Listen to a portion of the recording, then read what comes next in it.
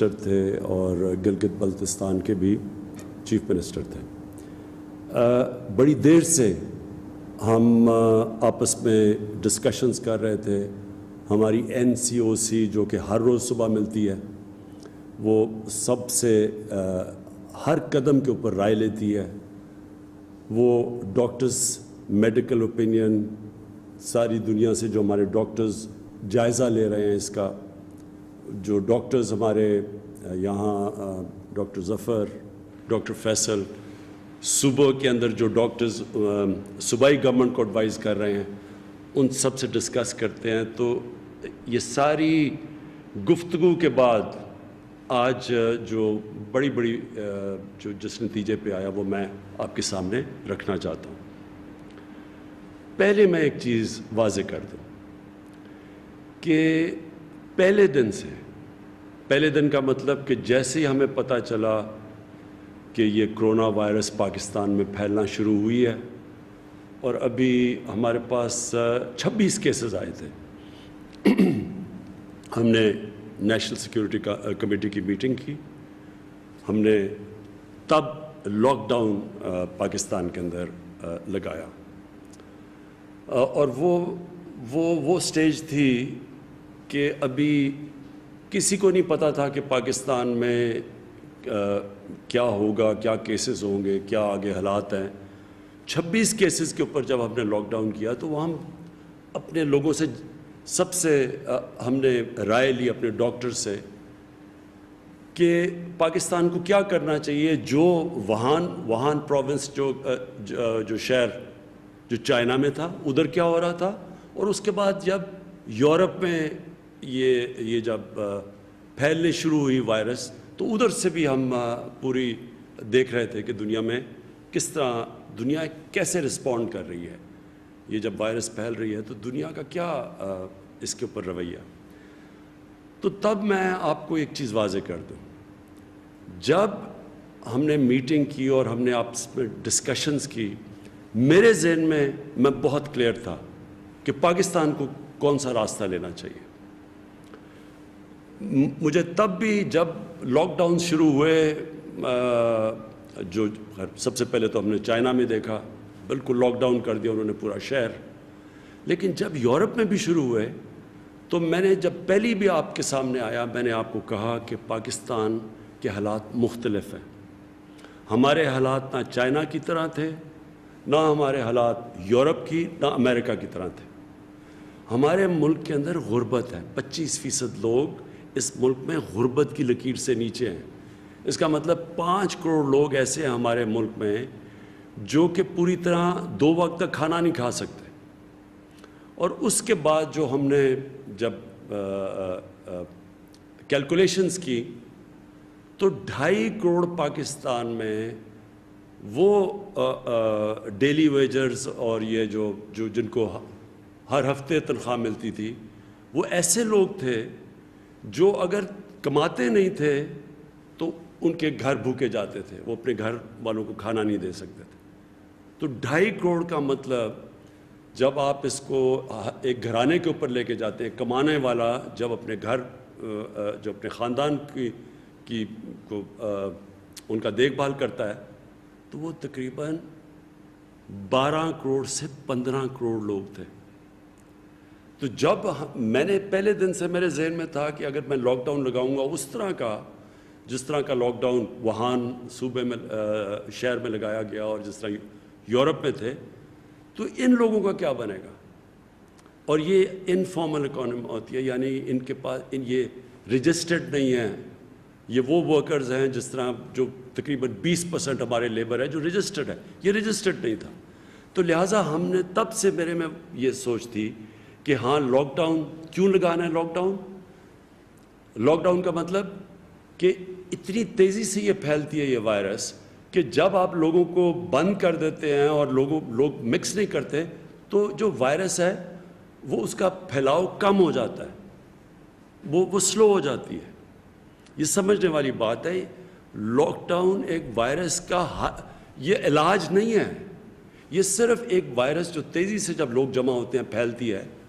تو جب آپ لاک ڈاؤن یا سوشل ڈسٹینسنگ کرتے ہیں تو اس کو سلو ڈاؤن کر دیتے ہیں, اس کا پھیلاؤ آہستہ ہو جاتا ہے.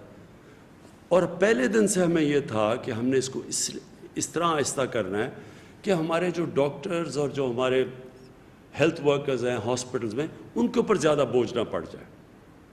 آپ نے دیکھا امریکہ میں, نیو یارک میں, اٹلی میں ایک دم بوجھ پڑا ہسپتالوں میں, اور کتنا پریشر پڑا ان کے ڈاکٹرز اور نرسز پہ. تو ہم نے لاک ڈاؤن کا مقصد کیا تھا کہ اس کا پھیلاؤ کم ہو تاکہ ہاسپٹلز پہ لوڈ نہ ہو. لیکن دوسری طرف ہمیں یہ دیکھنا تھا کہ جب آپ لاک ڈاؤن کرتے ہیں تو یہ دیہڑی دار, یہ جو غریب طبقہ ہے, اس کا کیا بنے گا. دیکھیں, لاک ڈاؤن ایک ڈیفنس میں گھر, میرے گھر میں عمران خان رہ رہا ہے بنی گالہ میں, کوئی E7 میں رہ رہا ہے, کوئی یعنی آرام سے ان کے لیے لاک ڈاؤن کا مختلف اثرات ہیں. وہ اور طرح دیکھتے ہیں لاک ڈاؤن کو. اور ایک ملک میں جو کچی آبادیاں ہیں, مثلا کراچی میں 30-35% لوگ کچی آبادیوں میں رہتے ہیں, ان کے اوپر لاک ڈاؤن کا کیا اثر ہونا تھا. تو یہ دو مختلف چیزیں تھیں. ایک طرف ہمارے پاس پیسے والے لوگ تھے, ان کا آپ نے دیکھا رویہ مختلف تھا لاک ڈاؤن کو. بہت سارے شور مچا رہے تھے کہ لاک ڈاؤن کرو, دیکھو یورپ میں بھی لاک ڈاؤن ہو گیا. لیکن دوسری طرف یہ جو ہمارا غریب طبقہ اور جو ان محلوں میں رہتا تھا, جو 6-6, 7-7, 10-10 لوگ ایک کمرے میں فیملیز رہتی تھیں, جو کہ چھابڑی والا جو جس سے کمائی کر کے گھر بچوں کا پیٹ پالنا ہے, جو ٹیکسی ڈرائیور, رکشہ ڈرائیور, دہاڑی دار, یہ سارے لوگوں کا ایک بالکل مختلف رویہ. تو اب میں ایک پرائم منسٹر دو طرف دیکھ رہا تھا. ایک طرف وائرس کو روکنا ہے, دوسری طرف یہ لوگوں کو جو بھوک اور افلاس اور جو حالات تھے ان گھروں میں ان کو بھی دیکھنا ہے. اگر جو میں چاہتا تھا ہو تو وہ اس طرح کا لاک ڈاؤن نہیں تھا جو کہ ہو گیا پاکستان میں. اور ہوا کیوں؟ 18th امینڈمنٹ ہے, صوبوں کے پاس اختیارات تھے, وہ صوبے خود دیکھ رہے تھے, ان کو پریشر تھا. ہر جگہ ڈاکٹرز ایک چیز کہتے تھے, پیسے والے لوگ ایک چیز کہتے تھے, اور دوسری طرف ایک نیچے سے ایک طبقہ تھا لیکن جس کی آواز نہیں تھی. آپ کو پتہ ہے ہمارا جو ابھی بھی جو طبقہ جو بڑی تکلیف میں ہے, یہ جو ہمارے 3 مہینے گزرے ہیں, ان کی آواز نہیں ہے, لوگ ان کو سن نہیں سکتے, وہ جا نہیں سکتے. ان کے پاس تو ہو سکتا ہے فونز نہ ہوں کہ اپنی وہ برے حالات ٹیلی فون کے اوپر کر کے وہ لوگوں تک پہنچائیں. تو بدقسمتی سے جس طرح کا لاک ڈاؤن ہوا, وہ میرے خیال میں اس نے بڑی تکلیف پہنچائی ہمارے نچلے طبقے کو. میں پھر سے کہتا ہوں کہ اگر میں پیچھے دیکھوں تو ہاں, ہم نے یونیورسٹی, اسکولز, بڑی کانگریگیشنز, شادی ہال, جدھر لوگ جمع ہوتے ہیں بڑے بڑے, ان کو تو ہم بند کر دیتے. لیکن میں کاروبار نہ روکتا, کاروبار, کنسٹرکشن, اس کو میں کبھی نہ روکتا. اور اس کی وجہ سمپل یہ ہے کہ ہم نے یہ بیلنس کرنا تھا. کیونکہ جو کرونا ہے یہ بھی آپ نے سمجھنا ہے. یہ کرونا جو ہے, یہ جو وائرس آئی ہے, یہ جانے نہیں لگی. جب تک کہ ویکسین نہیں نکلے گی یہ کرونا وائرس, تو اس کے ساتھ ہمیں گزارا کرنا ہے. یہ ساری دنیا اس نتیجے پہ پہنچ چکی ہے. آج امریکہ جیسی جگہ جدھر 1 لاکھ لوگ مر چکے ہیں کرونا سے, 1 لاکھ لوگ, انہوں نے بھی فیصلہ کیا ہے کہ اگر, اور دنیا کا امیر ترین ملک, وہ بھی جب فیصلہ کر بیٹھا ہے کہ اگر لاک ڈاؤن کریں گے تو ان کی بھی معیشت بالکل بیٹھ جائے گی. حالانکہ ان کے پاس, انہوں نے $3000 ارب خرچ فیصلہ کیا دینے کے لیے, کرونا کے اثرات کو کاؤنٹر کرنے کے لیے, اکانومی کو اسٹیمولیٹ کرنے کے لیے. $3000 ارب, امیر ترین دنیا کا ملک ہے. ہم اب تک جس طرح آپ کو پتہ ہے $8 ارب دے چکے ہیں, اور کوشش کر رہے ہیں کہ اور مدد کریں لوگوں کی جن کو یہ نقصان پہنچا لاک ڈاؤن کا. تو اس امیر ترین ملکوں نے بھی فیصلہ کر دیا کہ لاک ڈاؤن کھولنے کا, کیونکہ سب اس نتیجے پہ آ گئے ہیں کہ یہ وائرس تو جانے نہیں لگی. اور جب بھی ہم اگر لوگوں کو اب بند بھی کر دیں, جب آپ کھولیں گے تو کوئی گارنٹی نہیں ہے کہ پھر سے پھیل جائے گی, کیونکہ وائرس تو ادھر کی ادھر ہے. اور کئی جگہ ہوا، ساؤتھ کوریا میں پھر سے پھیل گئی جو پہلے بند ہو گئی تھی، پھر سنگاپور میں انہوں نے بند کیا، روکی، پھر تھوڑی پھیل گئی.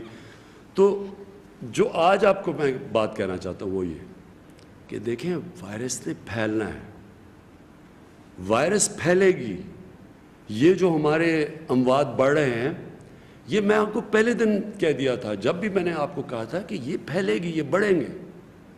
ہم نے اب کیا کرنا ہے؟ دیکھیں اگر ہم نے کامیابی سے اس کے ساتھ گزارا کرنا ہے تو یہ ذمہ داری عوام کی ہے. جتنی عوام احتیاط کرے گی ہم بہتر اس کے ساتھ گزارا کر سکیں گے. اگر لوگوں نے یہ سمجھا کہ جی لاک ڈاؤن کھلا ہے تو ویسی زندگی گزارنی شروع ہو جاؤ جو لاک ڈاؤن سے پہلے تھی، ہم اپنا نقصان کریں گے. ہم نقصان کیسے کریں گے کہ ہم اگر ہمیں بند کرنے پڑے مثلا مخصوص علاقے جدھر تیزی سے پھیل رہی ہے تو ادھر کاروبار ختم ہو جائے گا، لوگوں کو نقصان ہوگا.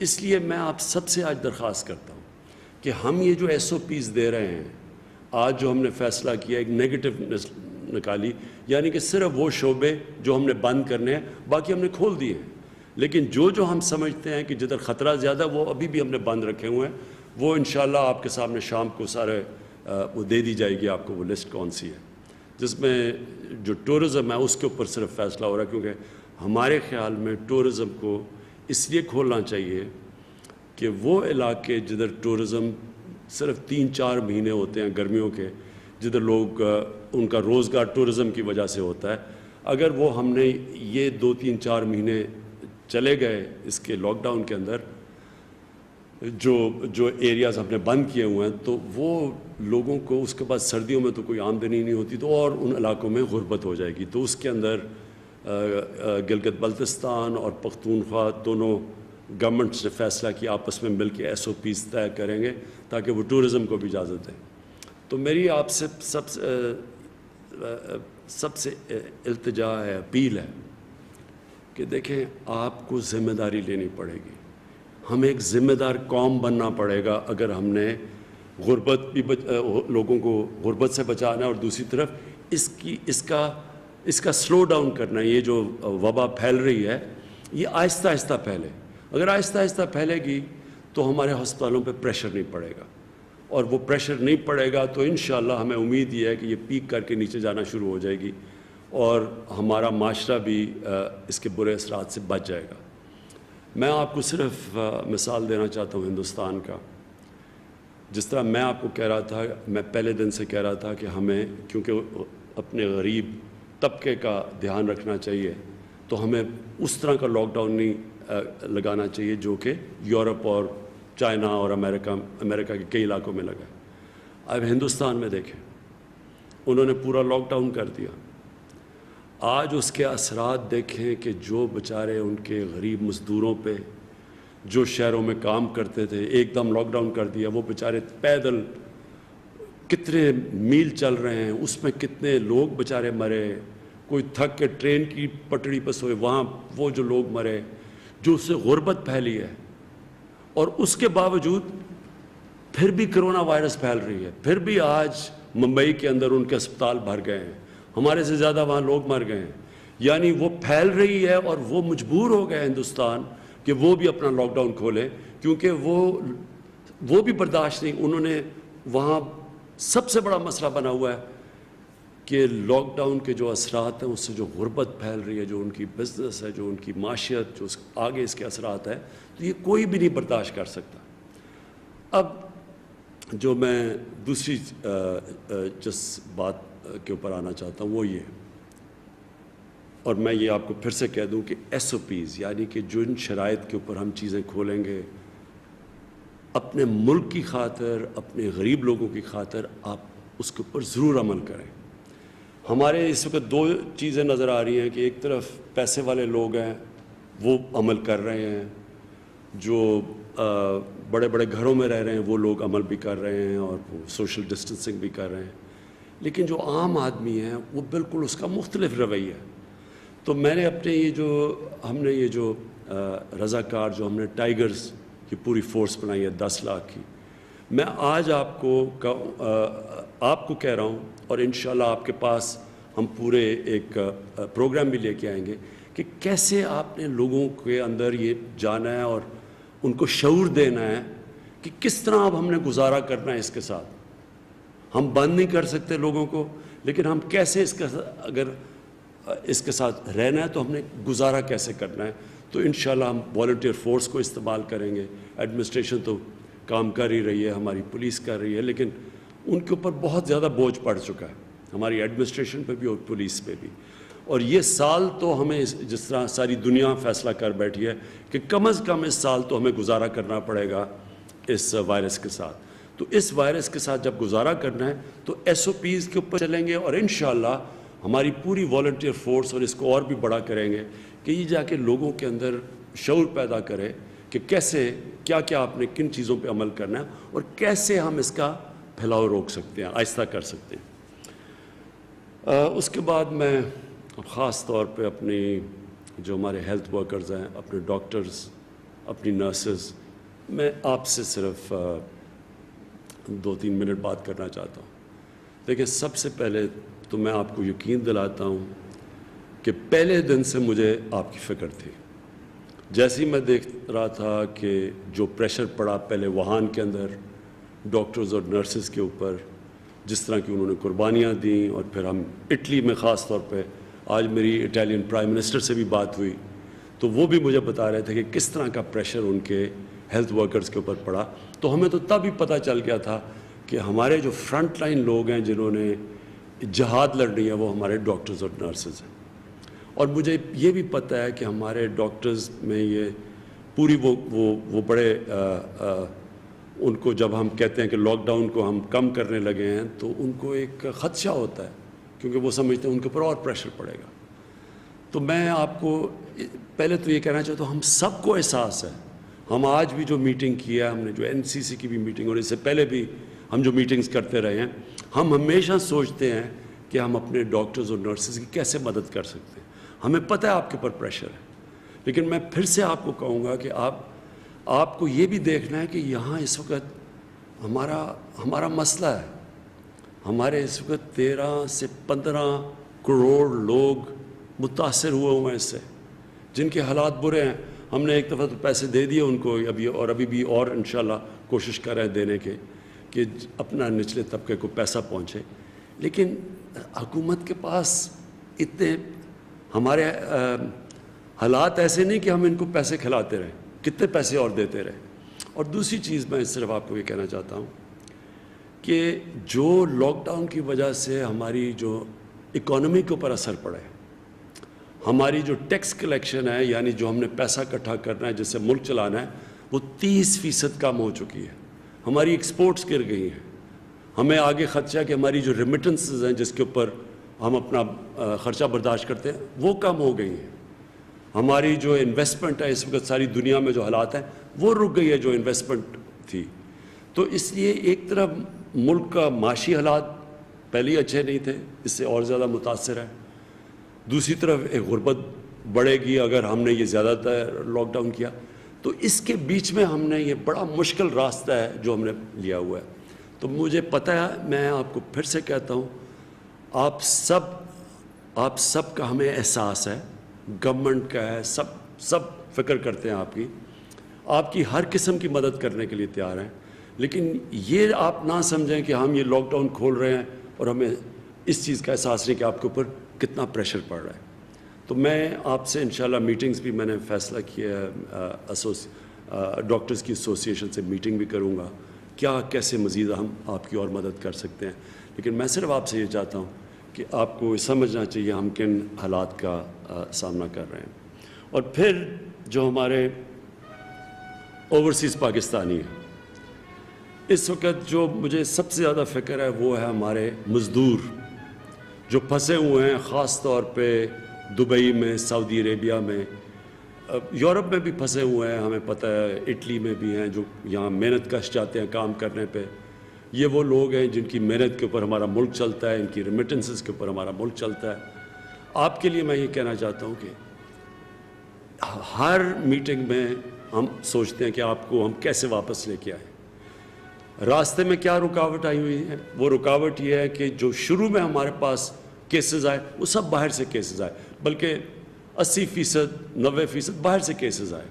کیونکہ باہر سے کیسز آئے تو یہاں یہ ہو گیا کہ جو بھی باہر سے لوگ آئیں ان کو ہم چیک کر کے اسکرین کر کے تو آنے دیں۔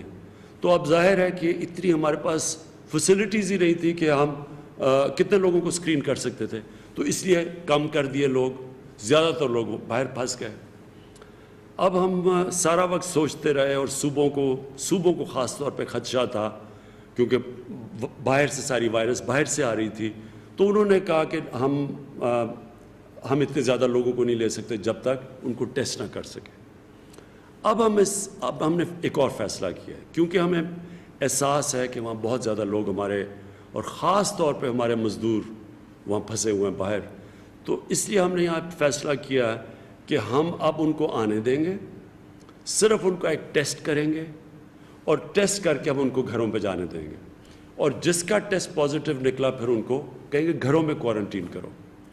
یہ ہمارا فیصلہ ہے اب، اور اس کی وجہ سے زیادہ اور اب ہم لوگوں کو پاکستان لا سکیں گے۔ تو یہ خوشخبری یہ ہے کہ آج ہم نے یہ فیصلہ کیا کہ زیادہ جو ہمارے مزدور پھنسے ہوئے ہیں، اور وہ ہم سب کو احساس ہے، وہ جو وہاں اس وقت دبئی میں اور سعودی عربیہ میں خاص طور پہ پھنسے ہوئے ہیں، باقی مڈل ایسٹ میں، تو مجھے خوشی یہ ہے کہ اب ہم آپ کو زیادہ تعداد میں پاکستان لائیں گے۔ تو آج ہی ہم نے یہ فیصلہ کیا ہے، اور انشاءاللہ آپ دیکھیں گے کہ اگلے دنوں میں آپ کے لیے آسانی ہو جائے گی، پاکستان زیادہ فلائٹس ہو جائیں گی آپ کو ملک میں واپس لانے کے لیے۔ جو باقی چیزیں ہیں وہ انشاءاللہ آپ کے سامنے کل پھر NCOC کے بعد اسد عمر آپ کے سامنے اپنی ٹیم کے ساتھ پوری اور تفصیل بیان کریں گے جو ہمارے فیصلے ہوئے ہیں۔ لیکن آخر میں آپ کو اس چیز سے اپنی بات ختم کرنا چاہتا ہوں کہ اس وائرس نے بڑھنا ہے، اور لوگوں کو وائرس ہوگی، یہ پھیلے گی۔ مجھے افسوس سے کہنا پڑتا ہے کہ ہماری اموات بھی بڑھیں گی۔ آگے ہم کیسے اس کے ساتھ گزارا کریں گے، اس میں آپ سب کے اوپر یہ ذمہ داری ہے کہ جتنی آپ SOPs کے اوپر عمل کریں گے، جتنا آپ احتیاط کریں گے، اور یہ میں کہہ دوں جن لوگوں کو آپ نے کیوں خطرہ کن کو ہے، جن لوگوں کو ڈائبٹیز، بلڈ پریشر، اور جو بوڑھے ہیں، یہ اس کو ہماری سب کی ذمہ داری ہے کہ ان لوگوں کی ہم حفاظت کریں۔ ہم ان کی حفاظت تب کریں گے اگر ہم SOPs کے اوپر چلیں گے۔ اگر ہم SOPs کے اوپر چلیں گے انشاءاللہ ہمارے ہسپتالوں پہ پریشر کم پڑے گا۔ ابھی بھی ہم کئی دفعہ سنتے ہیں کہ جی جگہ نہیں ہے ہاسپٹلز میں۔ ہم نے آپ کے سامنے وہ پورا ایک پروگرام لے کے آ رہے ہیں کہ ہر روز ہم پبلک کو بتائیں گے کہ ہر شہر میں کس ہسپتال میں کدھر وینٹیلیٹرز اویلیبل ہے، کس ہسپتال میں اب وینٹیلیٹرز کی اویلیبلٹی نہیں ہے، یعنی بھر چکے ہیں، جدھر اویلیبل ہے، تاکہ پبلک کو پتہ چل جائے گا، کوئی بھی جس کو بھی انٹینسو کیئر کی اور وینٹیلیٹر کی ضرورت پڑے گی، ان کو پتہ ہوگا کہ ہر شہر میں کس ہسپتال میں وہ ہیں۔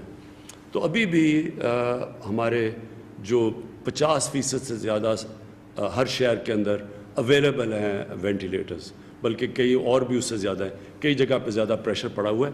یہ ہر روز ہم آپ کو آگاہ کریں گے کہ کدھر یہ اویلیبل ہے اور کدھر نہیں، اور ساتھ ساتھ ہم اپنی کیپیسٹی بھی بڑھاتے جا رہے ہیں۔ لیکن آپ سے میری آخر میں ریکویسٹ ہے پھر سے کہ یہ SOPs، یہ جن کنڈیشنز کے اوپر ہم سب کچھ کھول رہے ہیں، اس پہ پلیز عمل کریں۔ آپ عمل کریں گے، ہمیں موقع مل جائے گا کہ ہم اپنے ہسپتالوں کے اوپر پریشر کم پڑے، اور اس کی وجہ سے انشاءاللہ ہم اس وائرس کا اس سال مقابلہ کر لیں گے جب تک اس کی ویکسین نہیں نکلتی۔ بہت شکریہ، اور پاکستان پائندہ باد۔